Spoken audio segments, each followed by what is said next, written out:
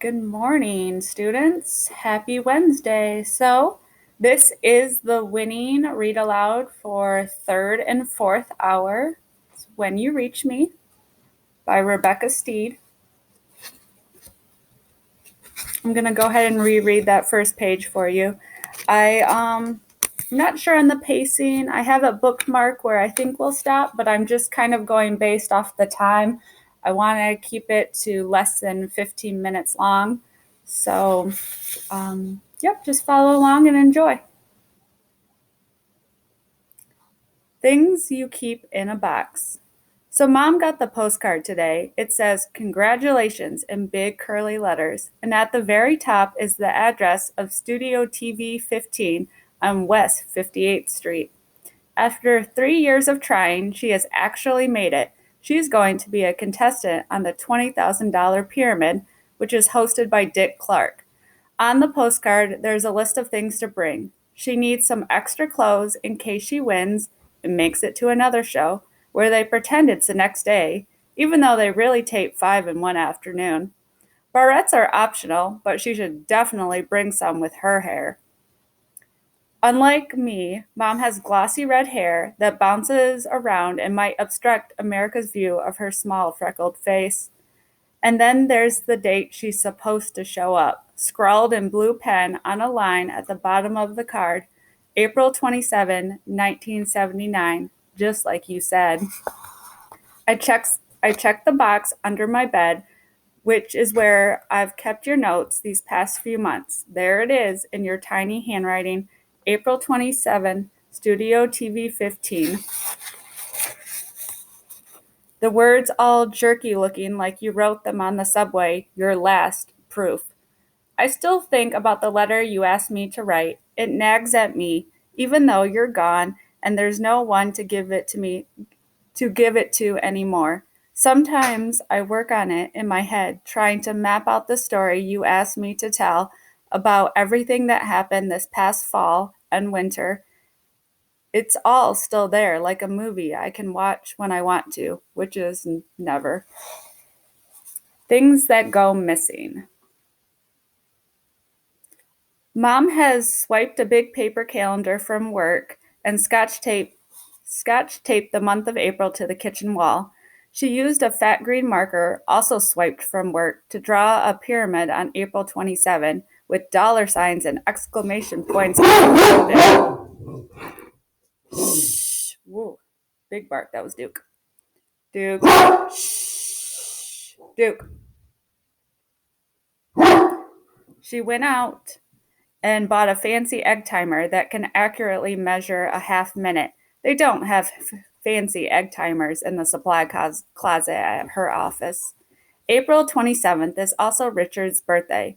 Mom wonders if that's a good omen.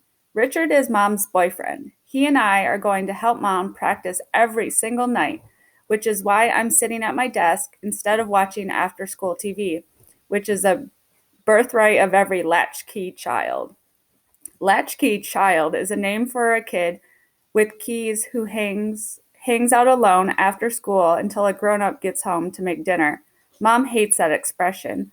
She says it reminds her of dungeons and must have been invented by someone strict and awful with an unlimited childcare budget. Probably someone German, she says, glaring at Richard, who is German but not strict or awful.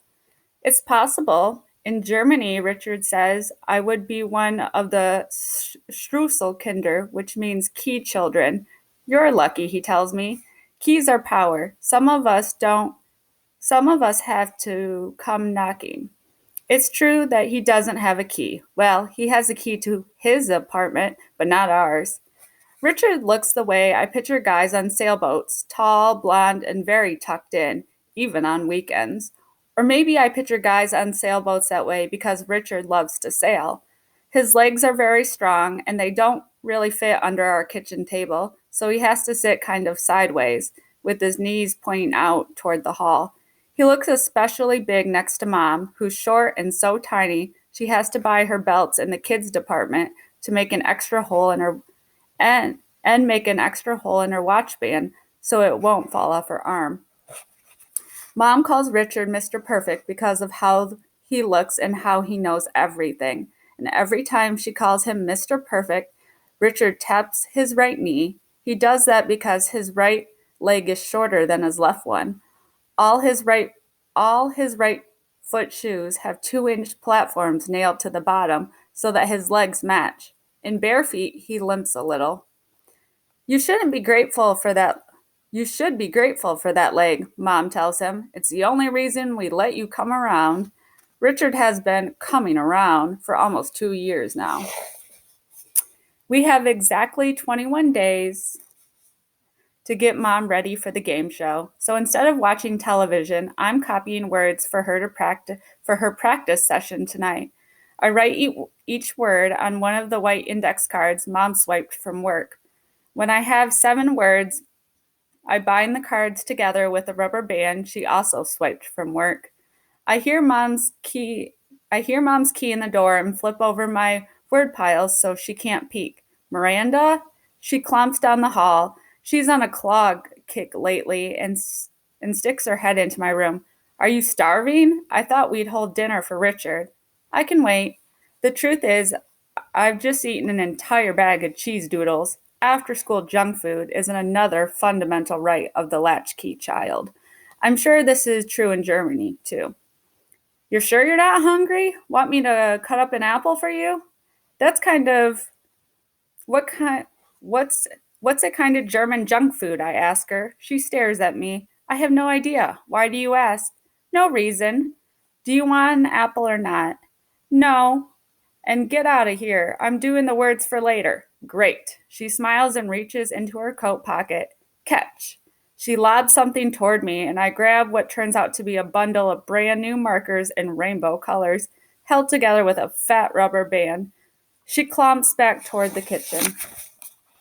Richard and I figured out a while ago that the more stuff Mom swipes from the office supply closet, the more she's hating work.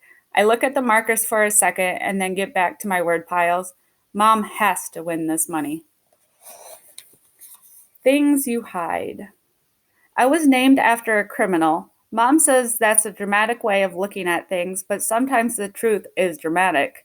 The name Miranda stands for People's Rights, she said last fall when I was upset because Robbie B. had told me during gym that I was named after a kidnapper. I had left my keys at school and waited 2.5 hours at Bell's Market on Amsterdam Avenue for Mom to get home from work. I didn't mind the waiting so much. I helped Belle out around the store for a while, and I had my book, of course. Still reading that same book? Belle asked once I had settled down into my folding chair next to the cash register to read. It's looking pretty beat up. I'm not still reading it, I told her. I'm reading it again. I had probably read it 100 times, which was why I looked so beat up. Which is why it looked so beat up. Okay, Belle said. So let's hear something about this book. What's the first line? I never judge a book by its cover, she said. I judge by the first line.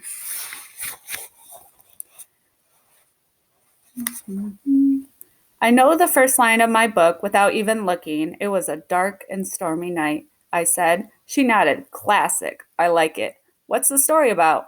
I thought for a second. It's about a girl named Meg. Her dad is missing, and she goes on this trip to another planet to save him. And does she have a boyfriend? Sort of, I said. But that's not really the point. How old is she? 12. The truth is that my book doesn't say how old Meg is, but I am 12, so she feels 12 to me. When I first got the book, I was 11, and she felt 11. Oh, 12, Belle said. Plenty of time for boyfriends then. Why don't you start from the beginning? Start what from the beginning? The story. Tell me the story from the beginning. So I started telling her the story of my book, not reading it to her, just telling her about it, starting with the first scene where Meg wakes up at night afraid of a thunderstorm.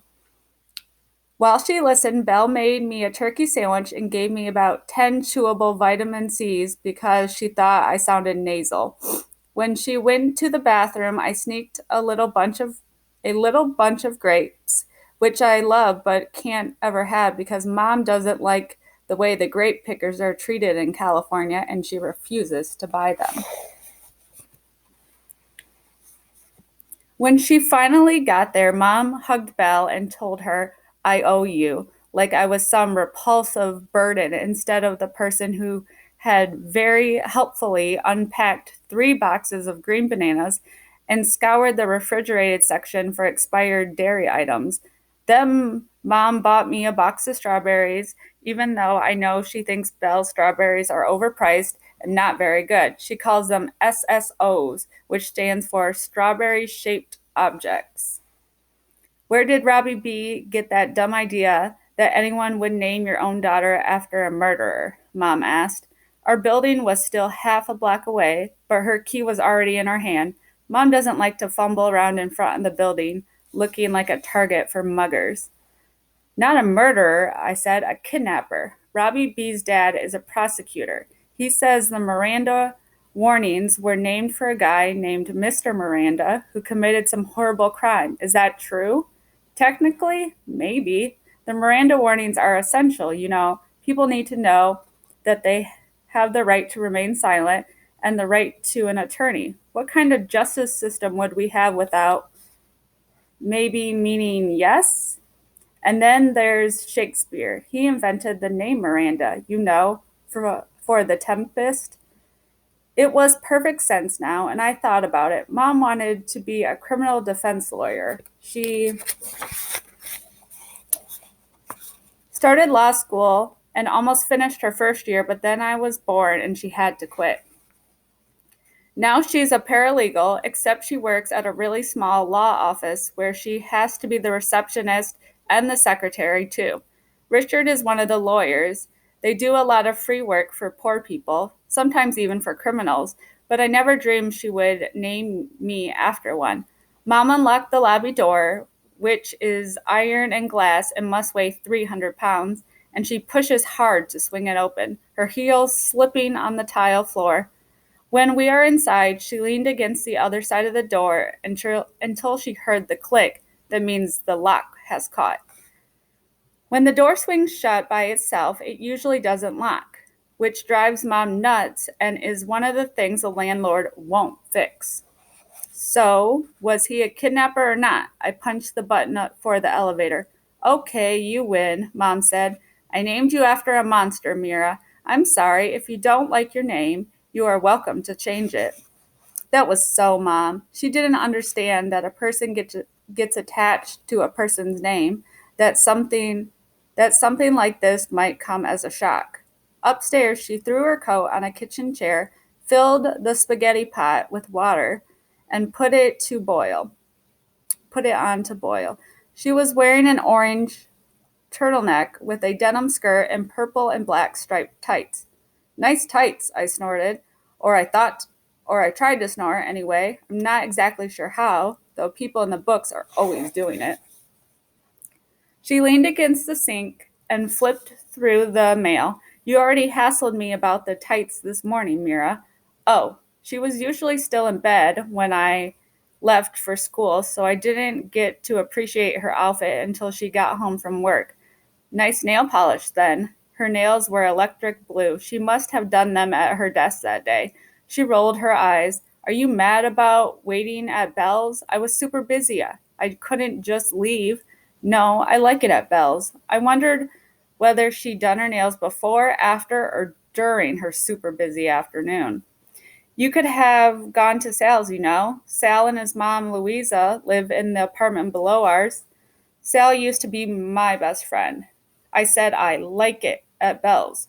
Still, I think we should hide a key in the firehouse for the next time. So after dinner, we hid our spare key inside the nozzle of the dusty folded up fire hose in the stairwell. The hose is all crackled looking and about 100 years old, and Mom always says if there's an actual fire, it will be of no use whatsoever, and we'll have to jump out the window into the neighbor's garden. It's a good thing we live on the second floor. You asked me to mention the key. If I ever do decide to write your letter, which I probably won't, this is the story I would tell you. And we'll stop there at the speed round. Have a great day, you guys.